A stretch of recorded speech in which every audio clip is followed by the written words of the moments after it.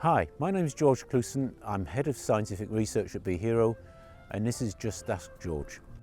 Hey George, can you explain how BeeHero is redefining and accurately monitoring bee flight hours?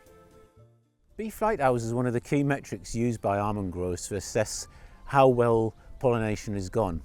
So essentially a bee flight hour is any hour when it doesn't rain, the wind speeds are less than 15 miles per hour, and the temperature is above 55 degrees Fahrenheit.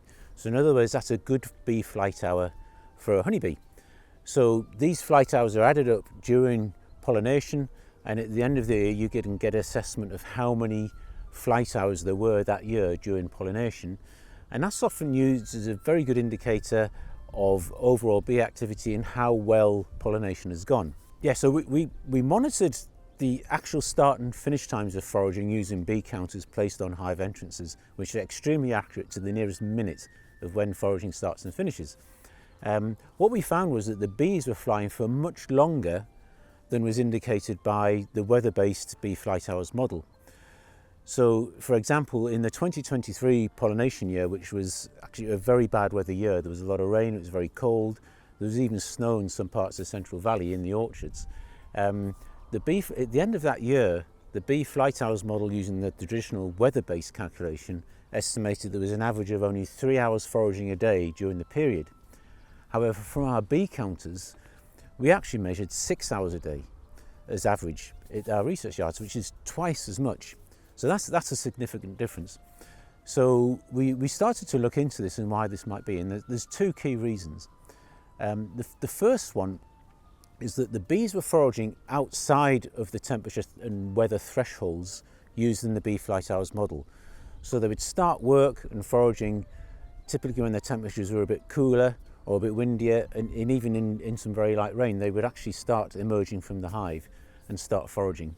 And the reason for this is the high value pollen and nectar rewards that are available in almond orchards. What the bees will do is, if there's high value rewards available, they will forage in more adverse conditions or less optimal conditions, because it's worth taking the risk, it's worth going out there to get that food, to get that nutrition. So in other words, they're flying in conditions outside those usual thresholds, so they actually fly for longer. Secondly is the way in which flight hours are measured in terms of weather conditions. Typically they use weather stations from a local weather service, and the temperature at a local weather station could be quite different to where the hives are actually located. Also, temperature used in weather station monitoring is they use an ambient air temperature, whereas hives are often sat directly in the sun.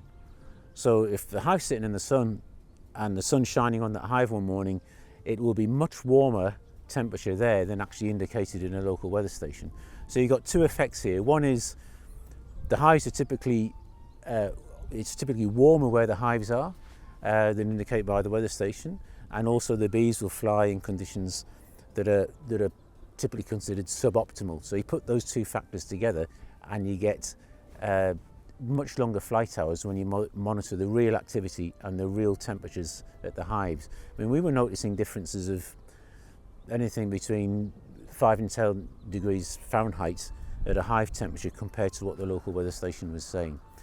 So what we're doing now is we're now actually using the gateways that we have on the hives that have a temperature reading to actually get the real temperature at the hive entrance, and we can use that across a yard and multiple hives and get an idea of the real conditions at the hive entrance, and use that to actually calculate a much more accurate bee flight hours model.